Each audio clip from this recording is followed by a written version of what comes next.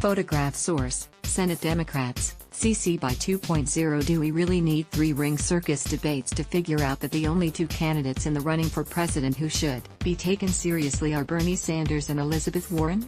Perhaps with Joe Biden still leading the pack, the sooner he is put back out to pasture, the better. Perhaps with Kamala Harris running for president instead of an office that suits her better, like commander of the secret police. Perhaps to give national exposure to persons who might make decent running mates or be useful in a Sanders or Warren administration. But that is about it, and there are better ways to do all that, ways that don't involve quite so much ratings-driven corporate media horse race silliness or so much inane brouhaha. Tulsi Gabbard never had a chance to be nominated for either the presidency or vice presidency, but, unlike nearly all the others, she has something useful to add to the national conversation. The country would therefore be better off if she had a national platform, such as she would get if she were allowed into the debates. But she was excluded by the Democratic National Committee, and so the debates will likely not touch at all on the follies and iniquities of American imperialism and militarism. Gabbard's views must have been too far out of the Clintonite, liberal imperialist mainstream for the party's stewards to allow her into the Magic Kingdom. Or was her support for Bernie, not Hillary, in 2016 the decisive factor, or the way in the last debate that she wiped the floor with Harris, the obvious DNC favorite? We may never know. Andrew Yang, whose chances are no better than Gabbard's, made the arbitrarily imposed cutoff at the very last minute. He also has something useful to say. Of the entire field, he is the only candidate talking about unconditional basic income. Evidently, DNC Chair Tom Perez and the people around him find Yang less threatening than Gabbard, barely. But the time for the venerable and sound idea he promotes to trickle down into the mainstream or even to be taken seriously by corporate media is not yet. It will be different when artificial intelligence and other technological advances make paid employment a lot scarcer and less necessary than it already is, but that is still some years off. The others will just be saying what they have to while showing off their faces, forms, and figures. Watching them will be about as edifying as watching reruns of Law and Order, and a lot less entertaining. The question therefore all but asks itself, what are those debates good for? Surprisingly, this time around, there is a good answer, an unexpected one. They can be good for exacting pledges from Democrats, seeking their party's nomination to bring Trump to justice, no matter how his presidency ends, and for doing the same for the sycophantic miscreants, past and present, who govern in his behalf. Republicans, after all, are not the only Trump enablers. Democrats who are shy of holding him to account, Pelosi Democrats and Democrats even worse than that, have been nearly as culpable. They blow air, but, in the end, they let Trump do pretty much what he wants. Thus no amount of pressure on Democrats to do the right thing is too much. Making their candidates pledge not to let Trump off is the least we should demand. That is not all. The fall debates can be useful too for inquiring into the thinking of the major contenders about how they would counter whatever Trump might try to do to hold on to power, whether by the use or threat of force or by negotiating one of his infamous deals. Being corrupt and unscrupulous, and lacking all respect for the office he holds, there is no telling what he might attempt when staring the Huskow, and perhaps also financial ruin, straight in the eye. Former Trump buddy Jeffrey Epstein could only harm himself. Trump has the most overbloated military in the history of the world at his disposal. This is therefore a matter of the utmost urgency. Nancy Pelosi's case for running out the clock on impeachment, translated into plain English and reduced to its core, rests on the claim that the constituents of many newly elected House members would bolt more Democrats to stray from their party's inveterate moderation and pusillanimity. This assumes, falsely, that only a moderate can defeat Trump. If anything, just the opposite is the case. The only way Trump can win is if Democrats nominate a terminally boring, right-wing Democrat, like, say, Joe Biden. Even then, Losing would take some doing, as anyone reflecting back on the Democrats' Hillary Clinton debacle ought to realize. Whatever Pelosi might say or think, Democratic voters do not yearn to turn the clock back to the Barack Obama days. That is Biden's argument and drive. Chills. It is the only one they have for making him, an old-school retrograde geriatric goofball, the Democratic Party's standard-bearer next year. Nevertheless, leading Democrats and their mind-numbing MSNBC and CNN pundits have a lot invested in the idea that except for the wild and crazy fans of the squad, the four brown, black, and female thorns in Pelosi's side that Trump wants to ship back to where they came from, potential Democratic voters think like Joe and Jill. Not only are they dead wrong about that, as time will soon tell, their thinking is insulting, especially, but by no means only, to voters of color, and to persons of all hues still too young to be drawing Social Security old age pensions. Evidently, it is not enough for unreconstructed, Obama-filed Democrats to disparage white workers displaced by the neoliberal trade policies their party championed, and by their party's malign neglect of the labor movement. By identifying electability with what they call moderation, they have now taken it upon themselves to impugn the intelligence and basic decency of white, college-educated suburban women too. Has their cluelessness no limit? A better argument than Pelosi's for going easy on Trump has a name: Mike Pence. Notwithstanding his insipid demeanor and the adoring, Nancy Reagan-like gazes he casts Trump's way, the plain fact is that, by virtue of the office he holds, he is nowadays the most prominent right-wing Christian militant in national politics. His squad, call it the God Squad, is the very antithesis of the one that could be the Democratic Party's salvation, the squad comprised of Alexandria Ocasio-Cortez, Rashid Tlaib, Ilhan Omar, and Ayanna Pressley. To be sure, with Pence in the White House, Americans would gain a deeper understanding of what life is like for persons living under the boot of the Taliban or the Islamic State. That would be all to the good. The problem, though, is that, before long, people would find themselves thinking that making America great again wasn't so bad after all. Pelosi's claim is that, adding up seats gained and lost, it would be too costly to go after Trump before the next election, that it might even lead to the Democrats losing control of the House. In her view, as with asbestos abatement in old buildings, it is sometimes better just to let the menace be.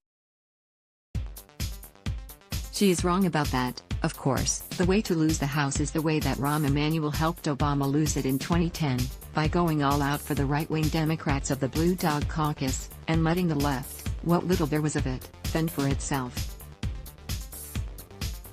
Pelosi is not completely off base, however. There is a certain danger in going after Trump aggressively.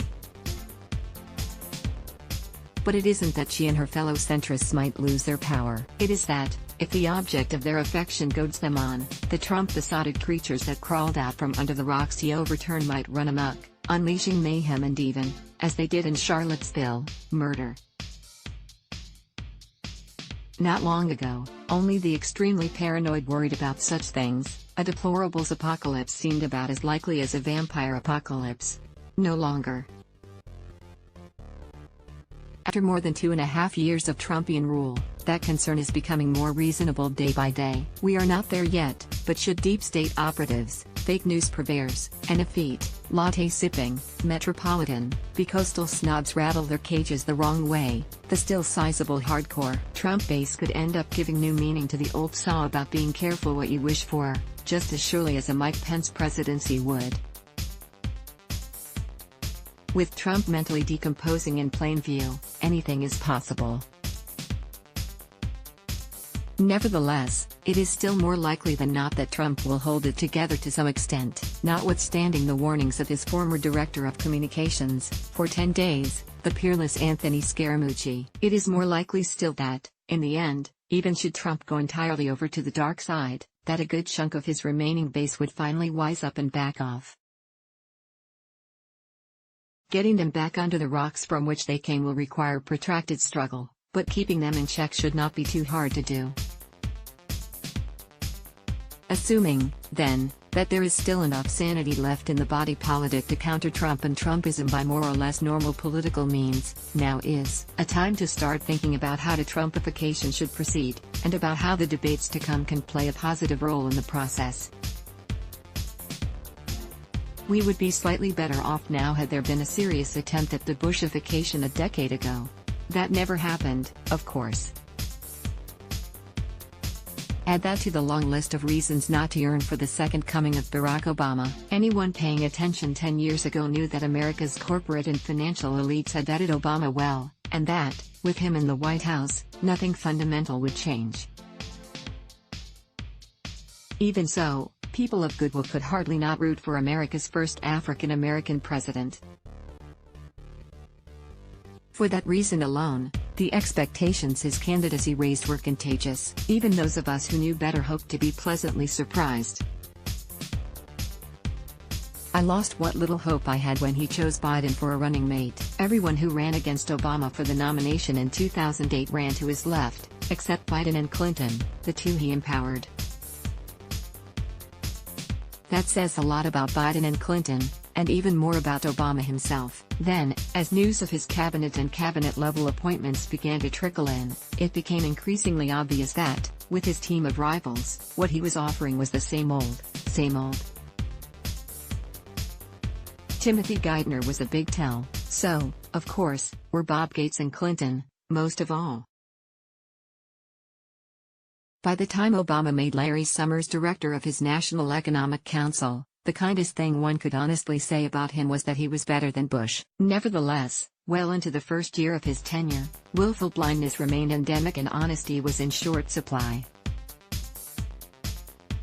Obama was like a Rorschach ink blot upon which those who should have known better projected their hopes. It was obvious, though, from even before day one, that the hopey, changey thing Sarah Palin would go on to mock was not going to work out well. It took some doing, but Obama managed to disappoint even those of us who never expected much of anything worthwhile from him in the first place. In fairness, he was up against enormous odds. More Americans wanted him to succeed than wanted him to fail, but those who wanted to keep him and others with similar complexions down were unyielding. The GOP was chock full of people like that. Once it became clear how much they could get away with, their feckless leaders did everything in their power to undermine Obama's every move. That they would try to do precisely that was predictable, though the lengths to which they went exceeded anything anyone even as late Inauguration Day would have imagined. Their obduracy was so extreme that it almost rose to the level of the sublime. In Kantian and post-Kantian aesthetic theory, the sublime is that which elicits awe in virtue of its sheer size and overall massiveness. That no-drama Obama would be thoughtful and cautious to a fault, and would therefore be easy prey for the profoundly odious, was predictable too. Even so, the extent to which Mitch McConnell and the like-minded malefactors around him would take advantage of Obama's feet of clay was astonishing. Their partisan viciousness was unprecedented. But these are not the main reasons why the Obama presidency went as wrong as it did. Why, on refugee and asylum issues, for example, Obama's policies were essentially precursors of policies Trump would later make his own, or why he left Clinton and her liberal imperialist and neoconservative advisors free to undermine global stability in Honduras, Libya, and throughout the greater Middle East. For his role in helping Hillary create the refugee crises that have given rise to so many problems worldwide and caused so much misery, Obama has much to answer for. His role in igniting right-wing populist social and political movements around the world was considerable. As much as anyone, he helped make Trump and Trumpism possible and even inevitable. How did he do it? There is no simple answer to that question, but I have little doubt that the main cause was his and his Attorney General Eric Holder's decision to look forward, to let bygones be bygones, by not holding upper-level Bush-Cheney war criminals, or Bush and Cheney themselves, to account. Obama did this in part because he had too superficial an understanding of the nature of the world that neoliberalism and liberal imperialism had created, and he did it because he realized that he was not about to change course himself. The main reason, though, is that, like Adam in the Garden of Eden, he was morally weak and insufficiently steadfast. Thus he let world historical criminals off scot-free. This was his and his administration's original sin. It would be only a little unfair to say that our political system, in its current incarnation, reduces mainstream politics to electoral politics, and that our electoral politics is about nothing more than selling candidates to voters. In product marketing campaigns, the idea is to get shoppers to buy one brand over another. In much the same way, Democrats and Republicans compete for votes, thus deliberative democracy, the idea that collective choices emerge out of reasoned debates about the public good, something that political philosophers have been talking and writing about, in one way or another, since the 18th century, has almost nothing to do with the way decisions actually are made in so-called democracies. Is a normative idea only, almost but not entirely, without real-world effects. Not entirely because the idea lingers on, in the back of voters' minds. Thus our debates do, in a way, pay homage to the idea. It is, however, a hypocritical way because those debates have everything to do with hucksterism, and nothing to do with discovering or implementing anything like the public good. Thinking otherwise is like believing in Santa Claus. Nevertheless, in recent years, within the political mainstream, whenever races for office are seriously contested, candidate debates have come to play a central role, before intra-party primaries and caucuses and before the general elections where Democrats and Republicans compete. Though ideologically like-minded, especially in their dedication to capitalism and to maintaining the existing class structure, Democrats and Republicans are increasingly at each other's throats. Party polarization has become so extreme that, by now, Democrats and Republicans might as well be distinct tribes. Notwithstanding the praise they lavish upon bipartisanship, their leaders encourage and build upon this mutual animosity. Disgust and embarrassment with Trump has by now caused nearly all sensible Republicans to defect, though apparently there are parts of the country where regional loyalties still keep a few on board. But even with all the saner heads gone, Republican ranks would not be nearly as depleted as one might think. There are a lot of sad, desperate people in the land of the free, and Trump seems to have hit upon the mother lode. But no matter how polarized and pathetic the political scene may be, the joint press appearances that we call debates remain as central to American democracy as ever. This is entirely understandable. For making sales pitches before vast audiences, they are ideal.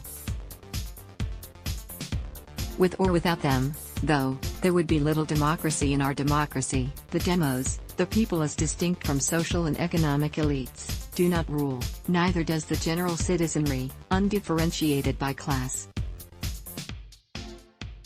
Plutocrats rule, and capital is lord over them. Abraham Lincoln praised government of, by, and for the people. Could anyone nowadays say that about the American government without the word sticking in the craw? Ours is not even a full-fledged procedural democracy. In principle, and usually also in fact, when we vote, voters vote only once, every vote is counted the same, and the side that gets the most votes wins. But by constitutional design and subsequent legislation, we do not accord citizens even a pale approximation of equal political influence. The problem is not Russians or other foreign meddlers doing unto us what we do unto them, many times worse. The extent that meddling happens, its consequences are trivial, especially compared to Republican gerrymandering and voter suppression. And even when outright cheating and finagling are kept down to more or less acceptable levels, states with comparatively tiny populations, and states that are many times more populous, each get 2 and only 2 senators, making a mockery of the core democratic principle of equal political influence. In presidential elections, our institutions are also compatible with, and even conducive to, minority rule, not just in subtle or recondite ways, but in the plain sense that the candidate with fewer votes sometimes wins. Twice already in this century, we have seen what could come of that. We got George W. Bush, a darling of the commentariat nowadays on liberal cable networks, but nevertheless, until 3 years ago, the worst president in modern times. And then we got Donald Trump, far and away the worst president ever. The two 21st century presidential elections in which the majority did rule brought us Obama-Biden administrations. Hallelujah. In both theory and practice, even a minority-rule democracy, as ours is in many respects, can still be a liberal democracy.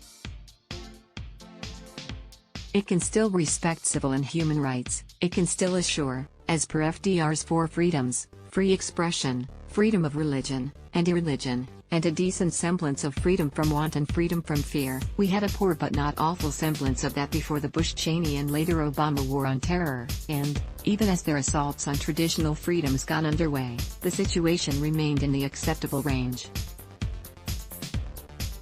Trump has not yet, and may never, try to make our electoral system worse than it already is, but he is certainly no friend of liberal protections, especially, but not only, when persons he does not consider white, or white enough, are involved.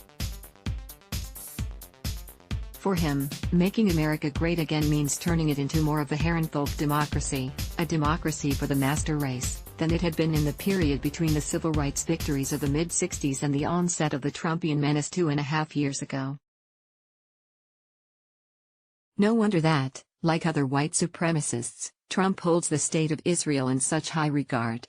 That this best friend ever of the self-described nation-state of the Jews has actually brought classical anti-Semitism back to life, something that seemed impossible just a few years ago, is not likely to be discussed in this fall's debates, though it is a matter of considerable pertinence.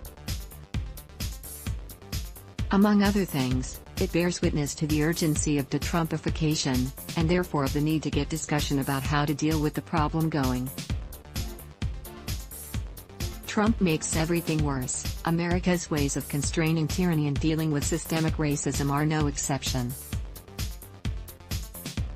But much of the harm that Trump has done and would otherwise go on to do can be turned back if the 2020 election deepens and extends the advances registered in the midterm elections of 2018. Between now and then, holding the line is crucial. It is also doable. Our democracy may be ersatz, but our liberal institutions are sufficiently robust to withstand at least another 1.5 years of Trump and Trumpism. Then, if all goes well, and if the participants in this fall's debates go all out demonstrating how deep and broad respect for basic rights and liberties still are, democratization and liberalization can at very long last come back onto the agenda. Debates can be good for that.